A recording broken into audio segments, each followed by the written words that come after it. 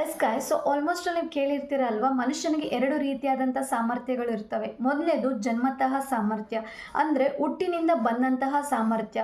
ಎರಡನೇದು ಕರ್ಮತಃ ಸಾಮರ್ಥ್ಯ, ಅಂದರೆ ಸ್ವಲ್ಪ ಕಷ್ಟಪಟ್ಟರೆ ಸಿಗುವಂಥ ಸಾಮರ್ಥ್ಯ. ಇವೆರಡೂ ಒಂದಾದರೆ ನಿಮ್ಮ ವಿಜಯಕ್ಕೆ ಸೋಲೇ ಇರೋದಿಲ್ಲ.